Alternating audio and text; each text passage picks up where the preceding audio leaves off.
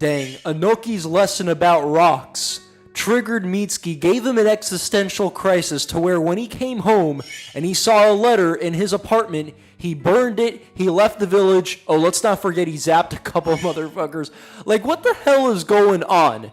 I can't believe what just happened. Like, Mitsuki was so chill. He loved Boruto, right? Boruto was his everything. But he did ask a really weird question in the middle of the episode when he was like, could I be like a chick in the sense that I am attracted to you guys, Boruto and Sarada, because it's some kind of genjutsu and I was programmed to like you?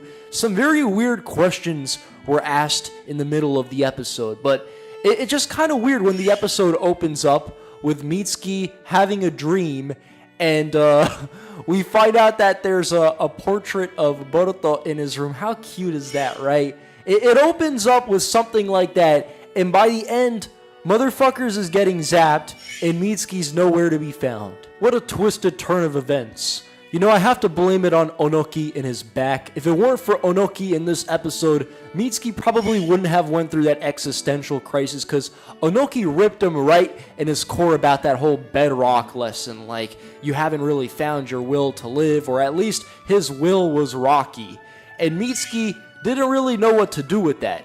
In fact, the second that, they kind of left Onoki, when Boruto, Sarada, and Mitsuki were near each other, we actually see Mitsuki for the very first time disagreeing with Boruto as to how relevant and important that lesson that Onoki served was. Mitsuki actually thought it was a really good question and answer, whereas Boruto was like, nah, we just got tricked and this was some bull, and we had to hang out with an old, useless man with back problems for the entire episode. So you see that transition being made, and it's very, very interesting. But with the character development that Chocho and Metal Lee just got in their little one episode mini arc, I wouldn't be surprised if, no matter how crazy things get in these next few weeks, I think that this is going to end up being a little bit of a mini arc that develops Mitsuki's character, meaning it's not going to span 10 episodes like some people are saying. I think this arc is going to be rather short. I could already see some of the memes being created just because people are savages in the anime community. Like, they'll take an innocent male photograph in another male character's bedroom, and all of a sudden they're running off and making all these yaoi porn depictions, basically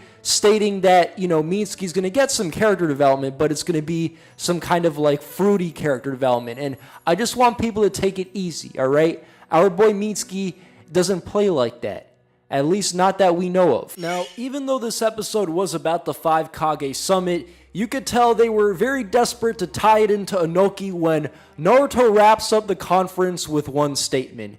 Grandpa Onoki used to say that we as humanity have the strongest thing in the world. Oh my god. What major substance, what major keys were dropped right there that give us insight into future Otsutsuki invasions that could end humanity? What very solid insight. That wasn't vague whatsoever. And I don't even want to be a dick right now. I don't even want to be sarcastic, guys, but literally nothing was said in this 5 Kage Summit conference, the one that they have after, the Momoshiki invasion. The only thing that was said is that, Sasuke should take care of the research, that they shouldn't act too hasty, that they should just, kind of chill out.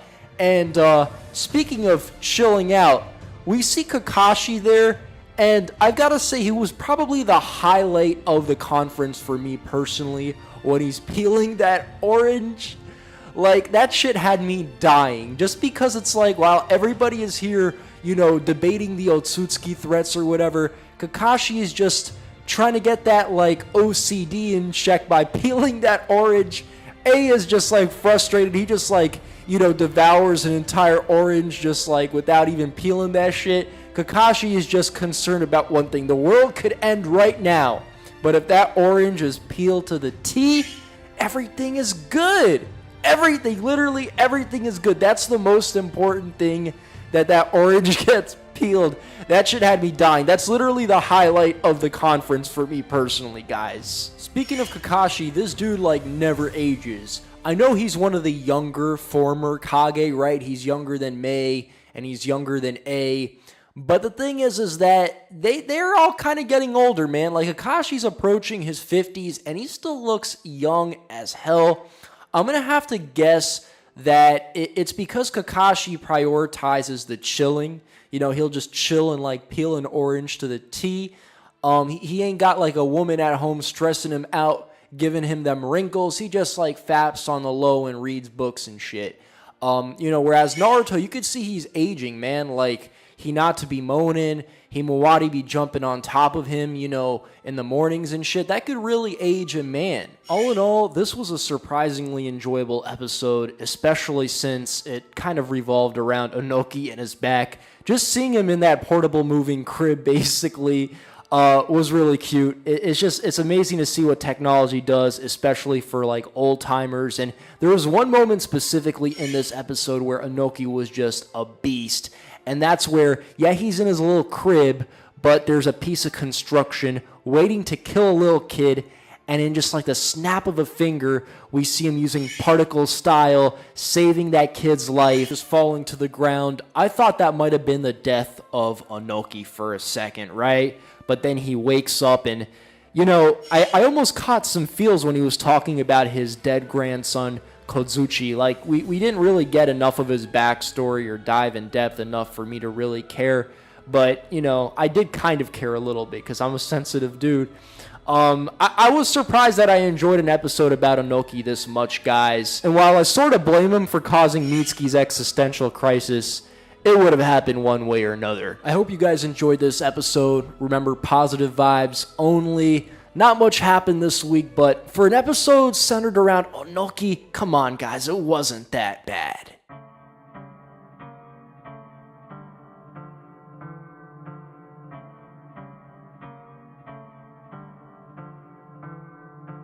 This is that moment where we've had it. Just know that we're coming, you don't need to be dramatic. I apologize, domination is a habit. Yeah, we came a long way, who remembers Raditz? Now we on that ultra instincts on that ultra instinct, know that. Don't ignore the best, I do more than just when I tell you that you don't want it with Double4 and Dash. They stay legs on miles, trying to swagger jack, I guess. I just need to hit my Zeno and erase them, I am blessed. When I know it's time to go, I just do that. You ain't ready for this flow, hope you knew that. I've been making lots of dough on the tube end. I do a whole lot more than reviews at. When the homie Double hit me for that new rap, I was rocking stages at these cons, just relentless, never let up. Ladies had that crush cannon, that's Khalifa with the setup. Trying to thirst shot, but I dodge him like find a weapon from Kepler. I'm like, yo, don't even start the day. Gigi to the rudder, I ain't finna throw my heart away. Hit the homie back the joint like we cops up with tar breaks. You might ask what got to me, fighting in that multiverse, that's how I beat a Hokage. She got hella people watching me. You thought that I couldn't elevate, but look, you gotta see that ain't nobody topping me. Try to push on buttons like you want me in Tekashi 3, but I am too elusive, man, you can't handle the God in me. I'm a whiz kid, like I train with whiz kid. Ay, I'm a misfit, I'm about my business. Ay, you should listen when I tell you that we on MCs on God mode, but we about to go beyond it. This is that moment where we've had it. Just know that we're coming, you don't need to be dramatic. I apologize, domination is a habit. Yeah, we came a long way, who remembers Raditz? Now we on that ultra instincts on that ultra instinct, know that. When it's time to go, I'm a nimbus on the floor. I'm a little bit cold, I'm a little psycho. That bit of Post Malone, yeah, a little known for show. It's a bit of I don't know, but my baby, let's go. I popped across the pond, yeah. Got these foreigns out here treating me like James Bond, yeah. Where could I go wrong, yeah. Hit the mic so you can feel energy of my spirit, yeah. Power emanating like it's Goku versus Jiren, yeah. I would talk, but you can feel the heat within my lyrics, yeah. Cut up on the track like a destructo, this from killing, yeah. Could be satisfied, but I took it up a notch. Grinding all day, every day like I ain't never seen it clock. When I put that DBZ up, all the homies acting shocked. Told me I was wasting time until the numbers built my stock. Now we put that super on you with the bar, so on volcano. Make you break your neck while listening like Sonya versus Kano. Praises go up, rolling Shano. Now I let the blessings rain on. Dash and double, we some trouble, we can entertain no. About to hit that glow up, you know how I'm finna train no. Way above the gravity of earth, no pain, no gain, no. It's gonna do you in, best believe it. I have always known you could do it if you dream it. Knock me down and I'll just make a comeback, go and freeze up. Doubter step aside, listen, we don't even need ya. This This is that moment where we've had it. Just know that we're coming, you don't need to be dramatic. I apologize, domination is a habit. Yeah, we came a long way, who remembers Raditz? Now we on that ultra, ultra, ultra